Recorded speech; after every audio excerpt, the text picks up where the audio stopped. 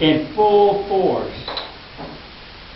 The goal of Satan was to prevent Christ from going to the cross, and thus preventing the resurrection. Satan is not mentioned here. Matthew doesn't identify Satan, but it's obvious that he's behind the scenes. In John 14, verse 30, John chapter 14 and verse 30, Jesus said, "Hereafter I will not talk much with you, for the prince of this world cometh and hath nothing in me." That is, Jesus was saying Satan will come and tempt him, and the temptation will not be found. In him it will not succeed. The temptation that Jesus had when he prayed will not succeed. Christ saw that Satan would tempt him in the garden, and there will be nothing in him that will cause him to fall.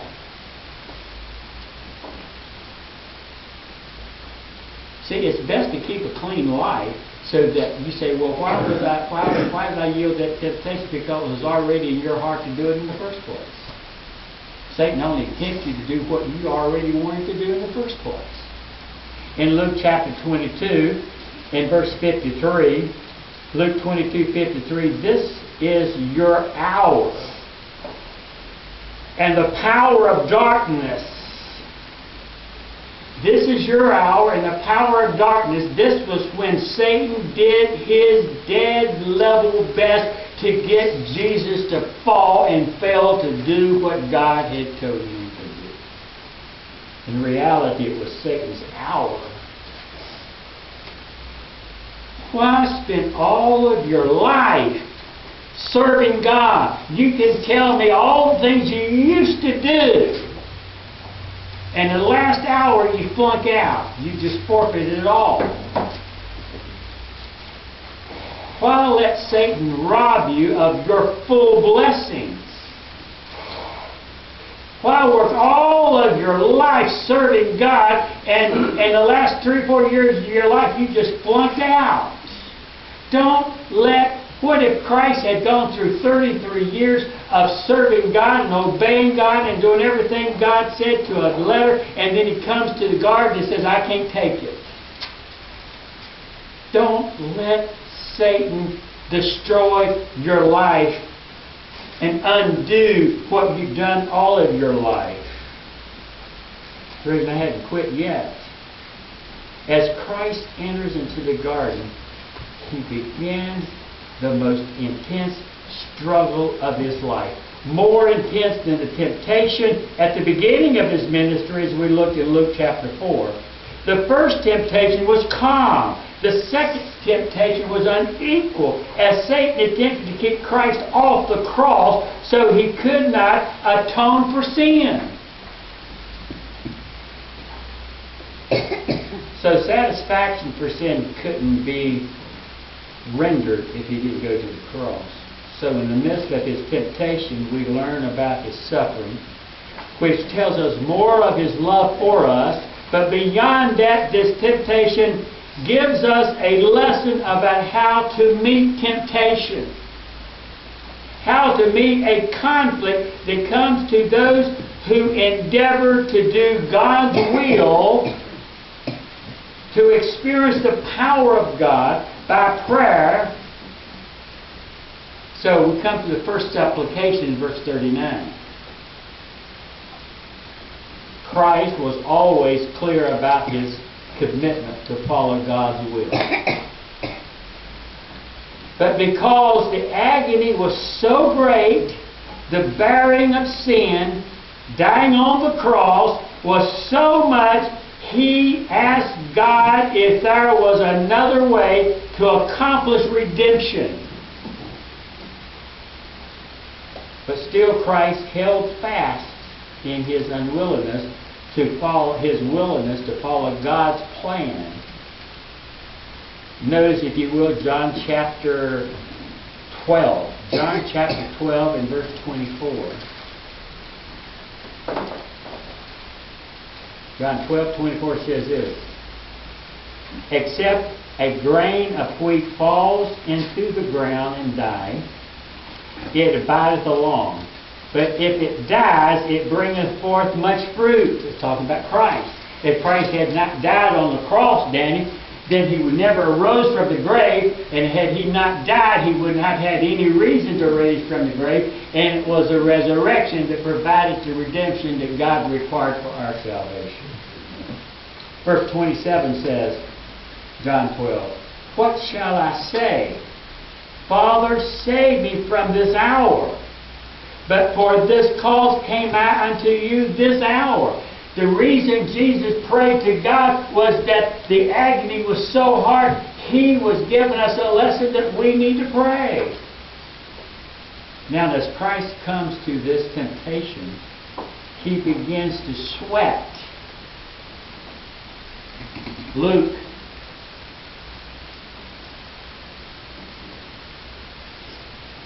tells us, chapter 22 and verse 44. Luke 22:44. His sweat was as it were a great drops of blood. Drops. That is clots.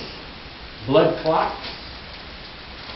In verse 43 of the chapter of Luke, it got so severe that an angel, probably Gabriel, came and strengthened him. And in Matthew 26, verse 38 says, the agony was intense, that it was unto death. And Jesus might have died right there in the garden if it were not for the strengthening of the angel that most likely was Gabriel. What verse? 38 of Matthew 26. 38. His solitary prayer intensified his strength, his struggles, and caused blood to appear on his flesh. Sweating blood. When a person enters into an extreme anguish, when a person just is so angry and tense, sometimes you can see the blood vessels pop up. You know, and it just like they were going to burst. The result of straining can cause a dilation of the subordinary, how do you pronounce that word? Capillaries. Capillaries. You know, those tiny blood vessels just under the skin. And as they dilate, they could break or burst. And as the blood flows out, those bursted capillaries has to find its way out, and does so through the sweat glands. So Christ is sweating terribly in his anguish. Hebrews 5:7.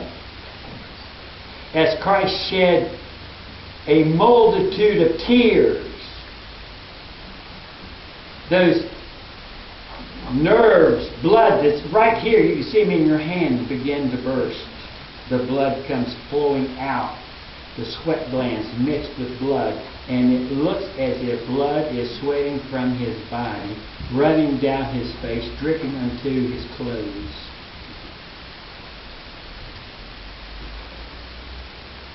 Then the angels had to come and minister to him and give him strength. And he rises up in prayer and returns to his disciples in verse 40. And they're asleep. He goes back and he prays again in verse 42. as if he felt the enemy trying to pull him away from God's will.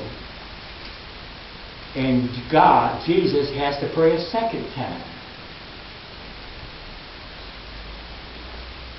I don't know how long this could take, maybe a couple hours. I don't know, hours, I don't know how long it was. He goes back the second time and he prays again. He knows the experience of the cup of God's wrath again. Sin could not pass. So he sees him strengthening in his commitment to do God's will. The second time he goes back and prays, he has more strength than he did the first time. You see, we pray the first time because we're in deep problems. In that prayer, he gained strength by the angels. So when he went back the second time and he prayed, it was a little more greater commitment. Commitment to God's will is often a struggle in life. In reality, often the enemy of struggles a difficult reality, changes the plans to avoid the agony. What the enemy does, why are you going that direction? Why don't you move away from that where the greatest struggle is and go somewhere else and do it? Get out of the struggle by going some other direction. That's exactly what Satan wants you to do, is to change direction from the struggle that you're in. Because God says, in that struggle is where I want you, and you need to stay there because that's the way to the cross. If you get out of that struggle, you're going to go somewhere else, and you're not going to accomplish the purpose that I have for your life.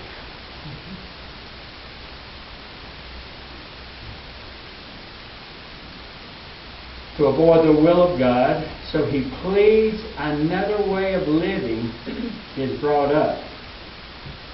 Prayer is needed. Verse 44. The first supplication, if I can pass, let it happen. That's what his attitude was. Lord, if it can happen some other way, let's do it. And went back and prayed the second time. Here's what he said. If I can't pass, I'll do it. If it can't pass, I'll do it. See, he didn't pray for it to pass this time. He said, well, if it can't, then I'll just do it. The third time, and since it can't pass, let it happen. First time, if it can pass, let it happen. The second time, if it can't pass, I will do it. The third time, and since it can't pass, let it happen. See what prayer does? You don't give up on the first prayer. You don't give up on the second prayer. You go and you pray the third time. It seems Christ got stronger with each session with Christ, with God. He was winning the victory over the enemy, and what a beautiful picture. Don't give up praying.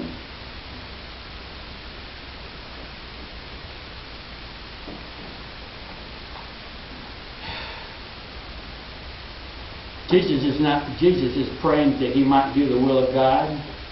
He's not talking about praying for anything else other than doing the will of God. And Jesus, in the midst of all this agony, was holding on to the will of God against all that hell could bring against him. Satan's power of temptation was energized in their absolute limit to the effort to keep Christ from the cross, and Satan was at his full power at this moment in his life at 100% max. But the bottom line of Christ was, here it is, thy will be done.